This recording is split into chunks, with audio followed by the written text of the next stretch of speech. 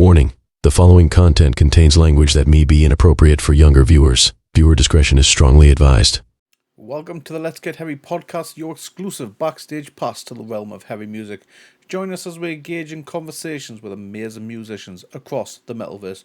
I am your host Stevie, and we are getting heavy with Jed Simon of Vimic to discuss part 2 of the Open Your Omen. You can go and check out part 1 featuring Kalen Chase, link in the description. Now, before the interview starts, I just want to say thank you once again to everyone who has supported so far.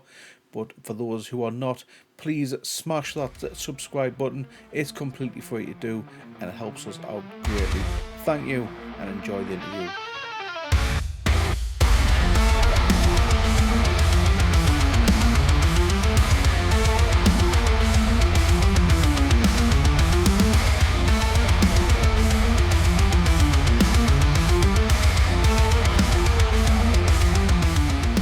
So, Jed, I want to welcome you to the Let's Get Heavy podcast, where we like to highlight bands and just try and spread a little bit of positivity throughout the world of rock and metal. My name is Stevie, and welcome to our little corner of the internet. Thanks for having me. Pleasure to be here. Not a problem. It's an honor to have you, because with your musical legacy, if we say it, I've followed it for quite some time, from strapping young lad, etc. You know what I mean? You are quite a man in the metal world. So this is a truly, true honor for me. And thank you. Of course, we're here to discuss Vimic's Open Your Omen. Now, I did recently speak with Kalen a couple of weeks ago, and he mentioned in that interview that you had your first rehearsal in years. How was that first rehearsal? How did it feel for everyone to be back in the room together? Well, it started with, when it all came together, I guess, leading up to that rehearsal, it was, there was some panic, some misgivings, some just trepidation in general, but we had plenty of time at home to get reacquainted with the material, because for me, I literally had forgotten about it, and I'd forgotten how to play those parts, and I had sold a bunch of those 8-string guitars, which I still hate. It was a rough time. So all of it coming together was good. Get to rehearsal. We started having some Zoom meetings and talking about stuff, and it's nice that, we're all good friends, and they're all really sweet people, and it was nice to see them again. And so getting super nervous, flying into Nashville, and all the way up until I walked in the room, and it was just like, I'm amongst friends again. Here's my buds. So it was a good thing. Playing the first couple hours was less than awesome, but that's to be expected when you haven't played together in 7 years or something. Of course.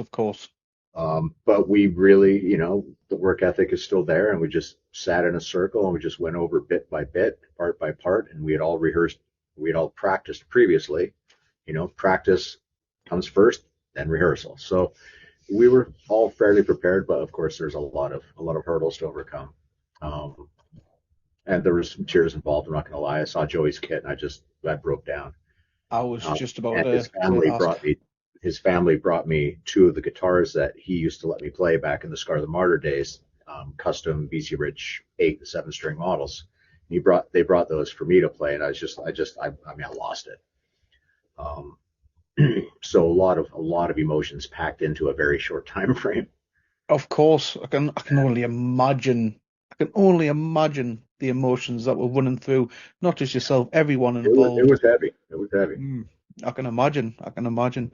Will you be playing those Warlocks on the release show? They're bitches, actually, not Warlocks, but I'm gonna play. I'm an ESP guy, but I'm gonna play each one of those guitars for a song. Nice. Nice. Are they 8 strings as well, or 7s? One's an 8 and one is a 7. So we have songs that are in each format. So did you have to reacquire your eight strings? You mentioned you No, mentioned you no, got rid of them.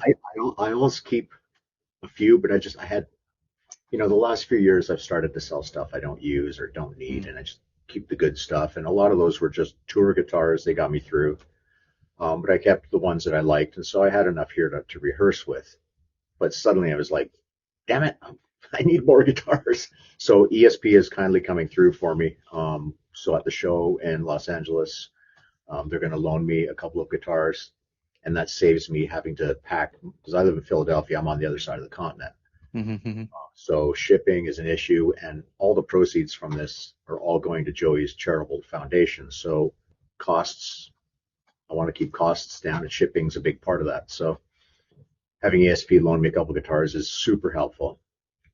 And Shout out to ESP for doing that. yeah, you know, I was with them for a long time, um, uh, strapping years when I was playing for Frontline Assembly and Zimmer's Hole and Tenet and all that other stuff I've done. And then I went away for a while, and then I came back, and they welcomed me back graciously. So I'm super happy. Happy to Is be in that ESP.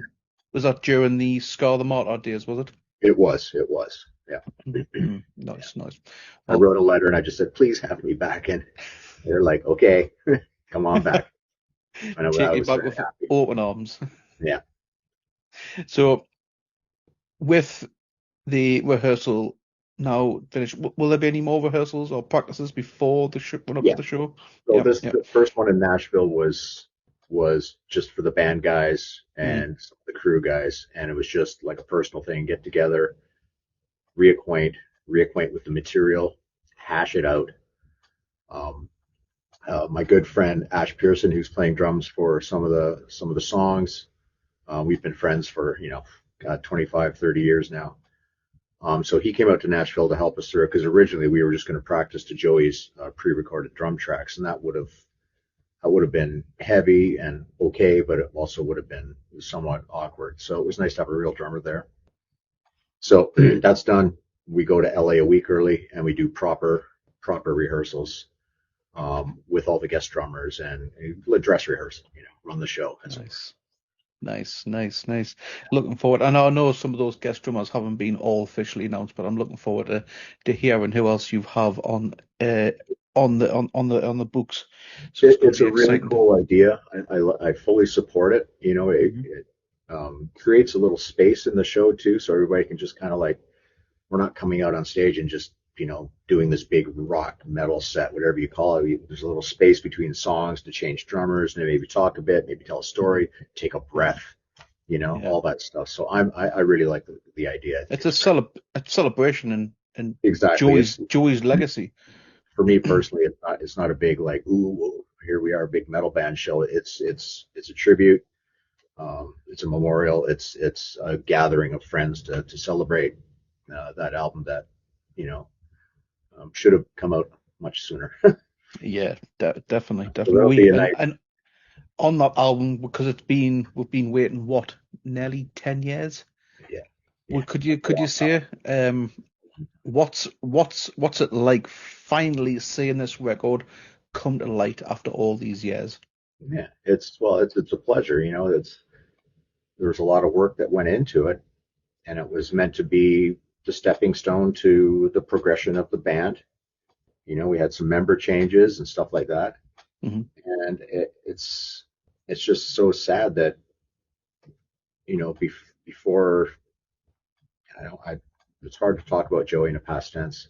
Of Before course. he passed away, there was a lot of stuff that went on behind the scenes that prohibited the album from coming out, and that was really sad because it should have been out much sooner. But and I don't like to say it's closure because that's not the appropriate word. Um, but it's nice that it'll be released posthumously, and you know people can enjoy the it's hard to speak in past tense. I can imagine it really is, especially People because can enjoy the last thing he did. I'm very much looking forward to this. I've been a big fan of the band. I was telling Kalen when we spoke to him. that to hear the final body of work of Joey is it's exciting, but Mhm. again, I can imagine it's going to be from a fan's point of view, it's a wave of emotion because I'm a Slipknot fan. I've got Joey and all the rest of the members tattooed on my arm. Very They're cool. a big deal to me personally. Mhm. So to hear his final body of work is going to be absolutely Yeah. amazing to hear. And the song "My Fate," even though it's been how long it's been since it's been released, it's still on a regular playlist of mine. It Oh, gets good. spun Yeah, on a that's a really nice song. I really like it, that one. You it's know. so uplifting. It's just Yeah. energetic. It's just positive message and everything. I can't get enough of that song. It's absolutely That's amazing. kind of what I like about, knowing where I come from and what I've done, this whole all of this music really doesn't suit my style, but I always enjoyed being around all those people because it was just a superb group of people. Everybody was nice, everybody was kind, um, everybody got along for the most part, and I just felt comfortable, felt like a That's what you family. want. It What you was want. a pleasure to be around, to be involved with. Mm, yeah. Even though it It, wasn't straightforward satanic death metal or whatever. I jest, I kid. Of course, no, it's all in banter. It's all good laugh at the end of the day. But were there any moments along the way when you thought the album might never have been released? Yeah, Mm, plenty of times. And like I said at the top there, it was we had pretty much forgotten about it and just kind of, I wouldn't say moved on, but just it just kind of faded away. And I really didn't give it any thought because I was just like, that's it's done.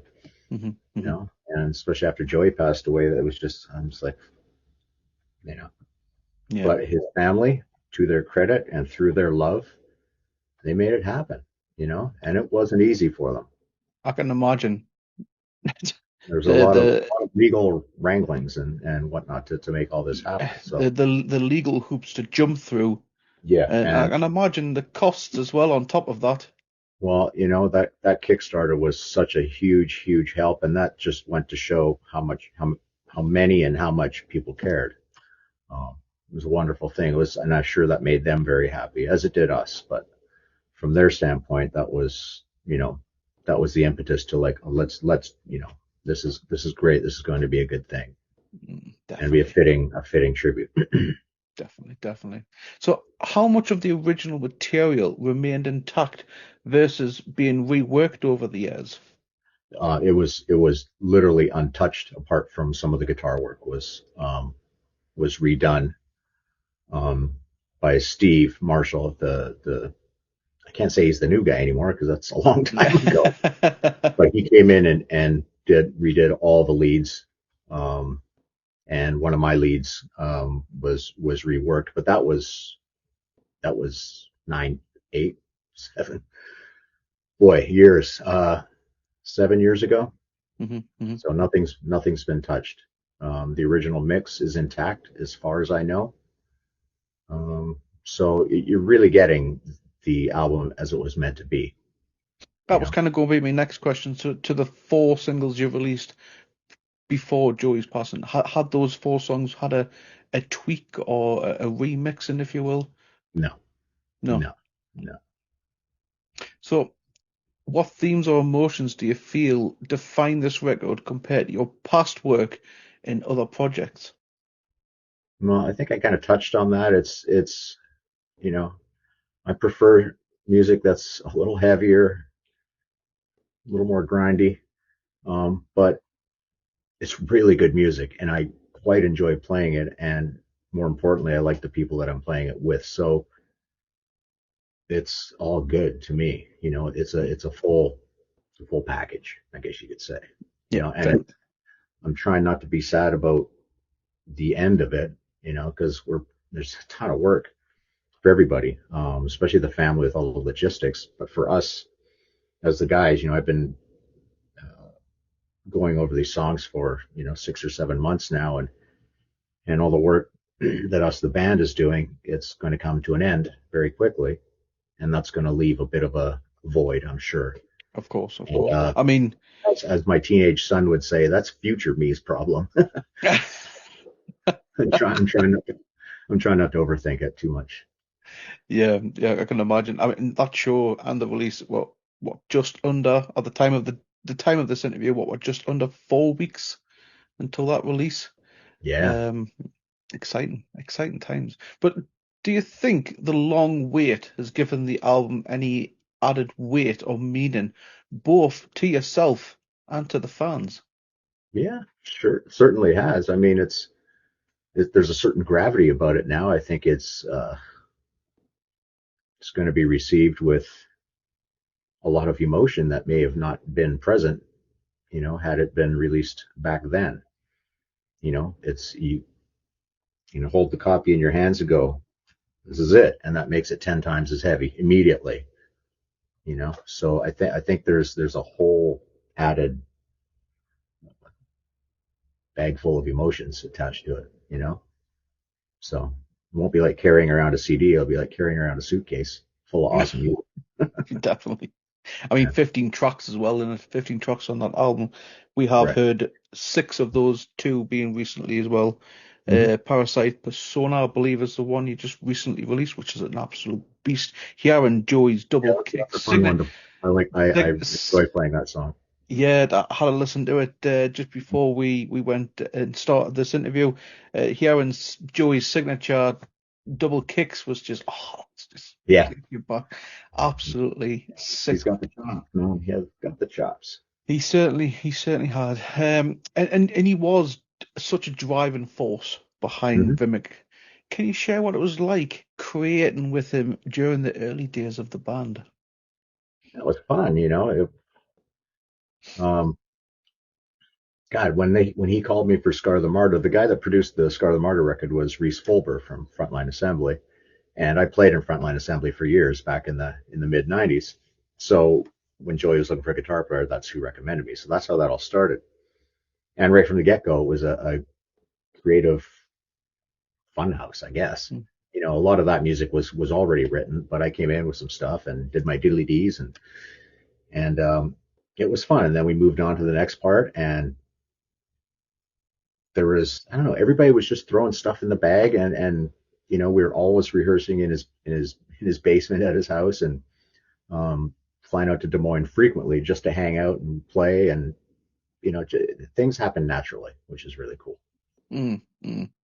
And what's one memory from the writing or recording sessions with Joey that still stands out to you today? I don't know. I can imagine you've got a load There's a of different lot. stuff. There's a lot. Um, I can't really pick one out. You kind of got me on the spot here. It'll Ah, it'll come to me. Let's move on to the next question, and that's not a my problem. brain is going, but I'm like, geez, I got to spin through that Rolodex for a while. So, Joey was known as well for his vision and intensity. How did he push you as a guitarist and a songwriter? Joey was, he was exactly what you said, and he was also a really good producer. And as a veteran guy, I totally fit with that because I've done that stuff too. So he hears things. He says, try this, try that. We should do this. We should do that. He's always, not just writing, but he's able to manipulate right through till the final thing he has in his head. And when it reaches that, then that's it with the musicians, and then it becomes okay. Now this has to be mixed, and it has to be mixed 476 times until I feel comfortable with that mix. So he's involved all the way through, completely immersed and calling all the shots, really. Mhm. And was that vice versa? Did you help in any way with his drumming? Because you've got a wave of experience when it comes to the metal world.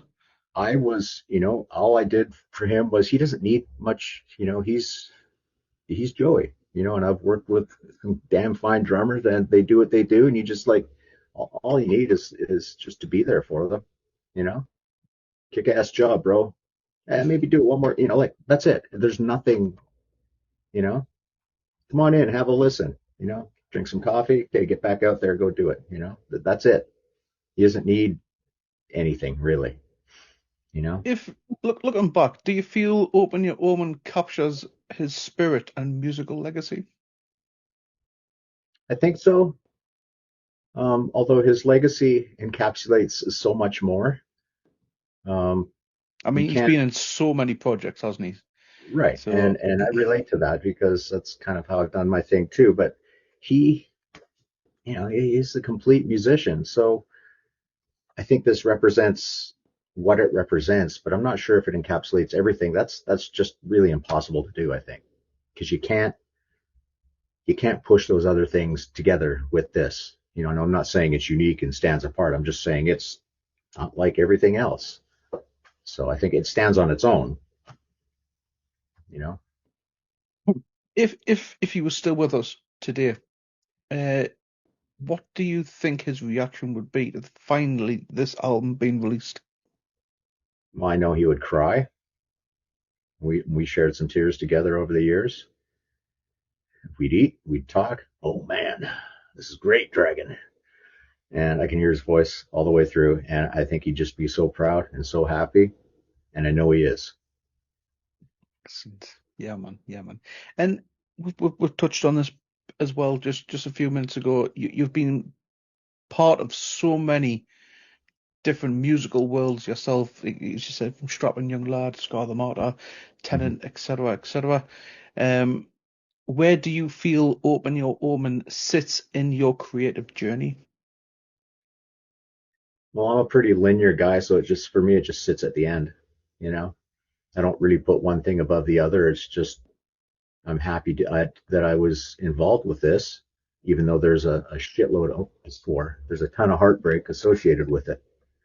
Um, so it's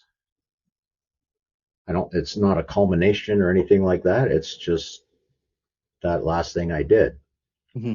And because this one is a little extra special though, because of uh, all the stuff that's attached to it. Of course. And after so much time with this project, what do you personally hope listeners will take away from this album? Joy. I think that's it. Just be happy. One word, perfect. Sums it up. Yeah. Sums it up. Now, I know Kalen did mention that obviously there won't be a this is it for the shows. There won't be really any more.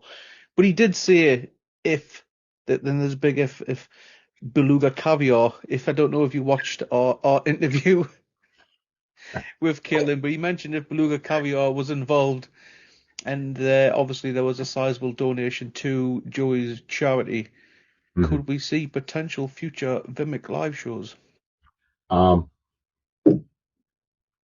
I can't say that. I don't want to think like that. And you know, I'd be lying if I said that didn't come up in conversations. Um, but when it did, I was always the first one to shut it down because that's not what I'm here to do. I'm here to do one fucking show, to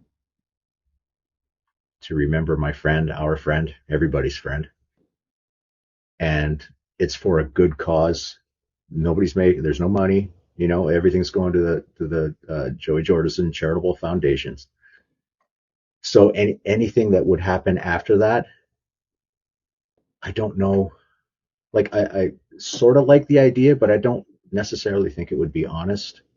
I mean, it might be heartfelt, but as soon as you start doing stuff like that, there's money involved, and then it becomes something different. Of course. Yeah, And yeah. so I, you know, Take take my heart takes belongs to one show, and I think that's really about it. mm, take something away from it, if you will. Yeah, Yeah, I agree. I agree. yeah. So And I can't say it won't happen, but I, I don't want at to the think about it because at the it's just present doesn't sit right with me, you mhm. know? At present it's kind of yeah, Yeah. on the Yeah. shelf sort of thing, you could say. Yeah. So how was working on Open Your Omen and carrying Joey's legacy forward shaped how you view your own path in the music today? Well, that's a tough one to answer because again, this album group time frame, there were so many negative things that happen. So it's been a real roller coaster of a journey, and I can't say that it shaped me in one way or the other. I'll tell you one thing, and I don't want to get too deep into shit, but after he passed away, there's some serious health issues here. I realized my mental health was shot, and I've been trying to take care of that. And I think all of those things contributed to whatever the heck else was going on in my head. It just weighed me down so heavily that I needed to do something. So if anything, it's forced me to face some things that maybe I wouldn't have faced otherwise, and to get better from it. So that's my positive spin on it. As negative as it sounds. No, Jed. It's just a lot of sadness in these years. I can't thank you enough to opening up, because it's never easy, especially to someone who this is our first time we've ever really interactive in any capacity apart from trading a few emails. So to somebody who you've never really spoken with, to open up, thank you, because it's not easy. It's it's a massive step forward to open up where you've got issues. Yeah. We're big mental health advocates here at Get Heavy UK, and we tell people to not be silent. Yeah. So and it's so difficult to take those first steps, but once you do it, you start something that keeps itself going, and just stay on the train, man. You're taking those steps. You've got a family right behind it and your support, some amazing friends as well. Yeah. So everyone is there, and fans on top of that as well, Jed. Fans as well. Yeah. So honestly, mad big love to you, because like I say, it's not easy to share. Yeah, right on, man. That's not a problem whatsoever. No thanks needed. Now, before we move on to our next segment, if you could say one thing directly to Joey's fan base who are going to hear this album, what would it be? Thank you. Thanks for sticking by him. Not that you wouldn't, but it's been a long slog, and thanks for. I don't even have to say thanks. He's earned everything. I don't have to thank people for loving him. They just love him. So it doesn't even have anything to do with me or any of the guys. It's just Joey's that kind of guy. Gentle, kind, generous, fucking walking encyclopedia of metal. Holy shit. Gene Hoglan from Strapping, it was like that too. So when Joey started just like rah, rah, rah, rah, rah, I like, holy fuck, I get another Gene here, That's a good memory right there.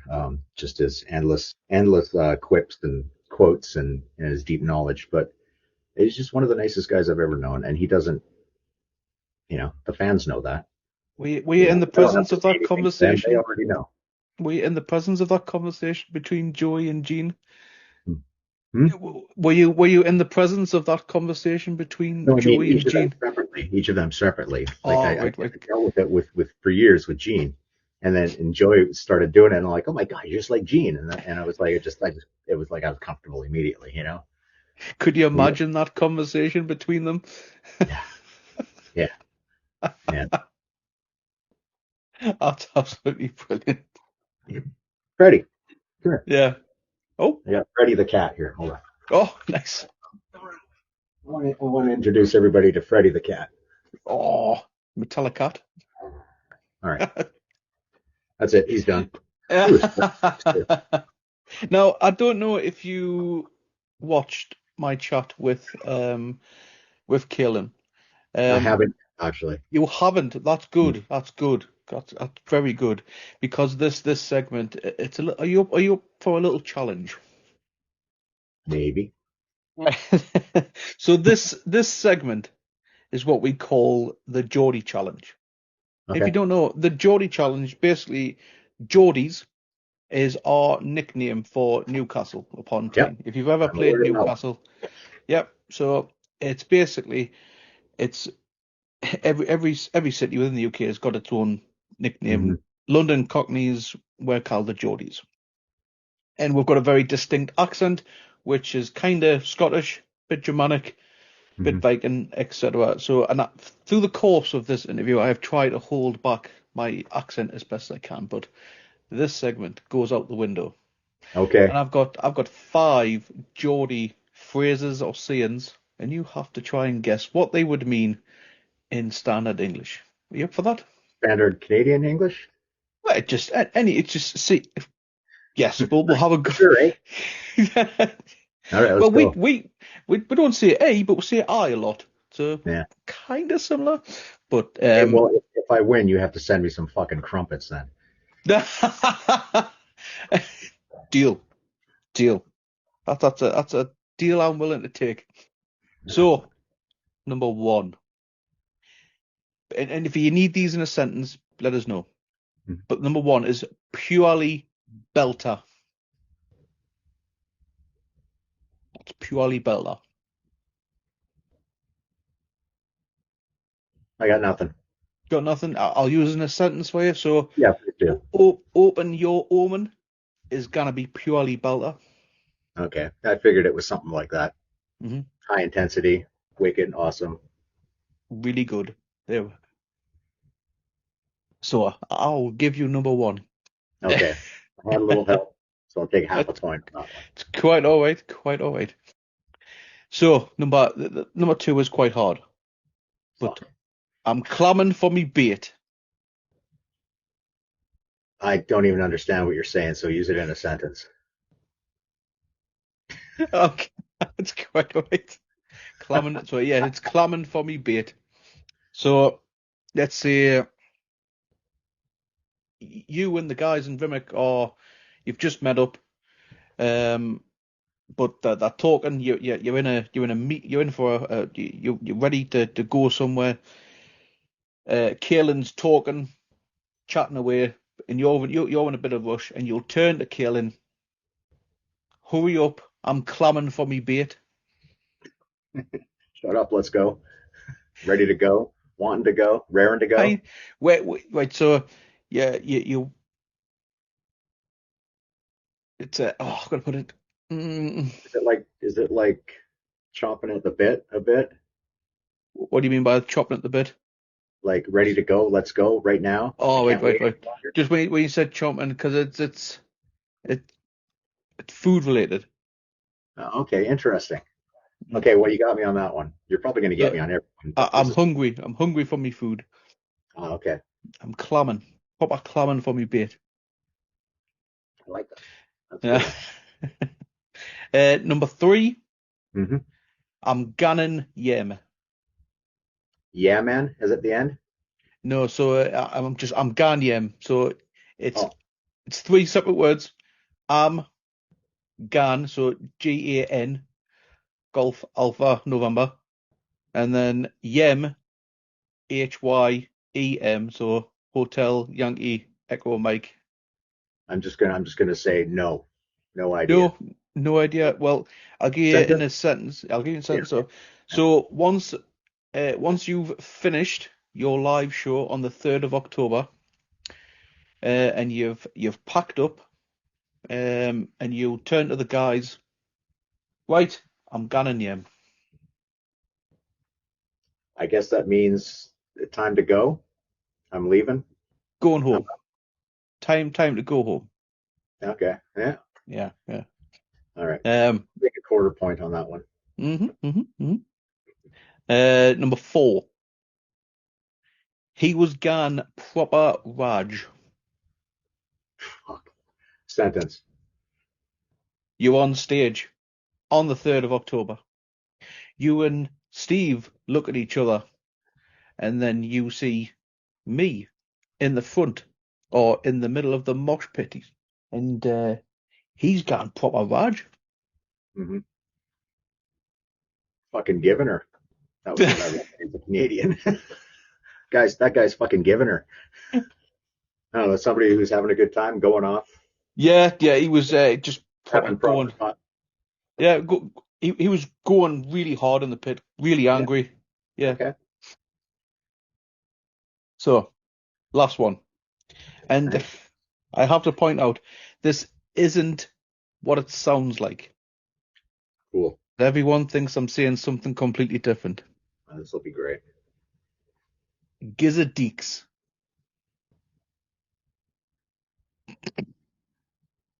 Did say it's not. I did say it's not what it sounds like. Sentence. Sentence. Okay. So again, you meet for another rehearsal with the guys in Vimic. Steve mentions to you, I have just acquired a new guitar. But he hasn't shown you yet, and it's still in his guitar case. So you're to him, Gizzard Deeks. Mm-hmm. Let's go. I can't wait. Not Show quite. me. Go. No, you got to show me. Can I have a look? Yeah. Mm. No, man, you got me on all of these. And for a guy who's spent as much time in the UK as I have, I'm I'm completely embarrassed. But Yeah, that's quite all right. I mean, have you ventured much into Newcastle? yeah, Yeah, yeah. I'm just about everywhere there. But you know, doesn't mean I retain much information. Well, of course. No, I mean, it depends on how much you've been able to engage with any of the fans, and you probably Well, yeah, have. and dialects are everywhere. And they're all unique. This is very true. Yeah. This is very true, and especially in the UK. Uh, you can You move don't have to from drive far. Yeah. no accent's completely different. So Sunderland is what a 30-minute drive from me, and that's changing. Again, Yeah. you go further afield into Yorkshire, Yeah. etc., etc., etc. So yeah, it's not far. And each But it's like every that here in Philadelphia too. There's a unique Philly thing. I live in the far northwest of Philadelphia. I'm within the city limits, but each go to South Philly, completely different. You go to North Philly, insanely different. You go to Center City, different. I get that. It's like that here too. It's weird. nice. People have their dialects. And I'm That's just absolutely brilliant. a little lost Canadian boy. Nah, I mean, I'm the same. When I go to London, I'm just a lost Newcastle boy because Yeah. trying to understand what they say sometimes. Hmm. It's difficult. What did you say? Can you slow down? They probably think I talk too fast as well. Yeah. But it's a mutual thing. Mhm. Jed, thank you so much for your time for you this morning. Before we do end it, is there anything that you wish to plug before we call it a day? I'm just happy that this is happening, and the support from the fan base, the media, from every possible source has been nothing but positive and uplifting. So this gives the whole thing some meaning, and I'm happy to be involved with it in however small a fashion. This is a big deal, and I'm happy to see that it's coming to a form of completion. I'm very much looking forward to hearing it. Will before we do, will there be any more single releases before that I don't show? think so. I think that was the last one, and that's not my department. There's a cat. Keep hearing a cat meowing. It's not trapped No, anywhere. I don't think there's going to be anything else. Cool. And if Cool. there is, then cool. Yeah. Yeah. Yeah. So whereabouts is the show on the 3rd of October? Remind fans on. Caragram Ballroom in Los Angeles, and doors are at 7. First band's on at 6. Nice. There we go. I was going to say that's confusing.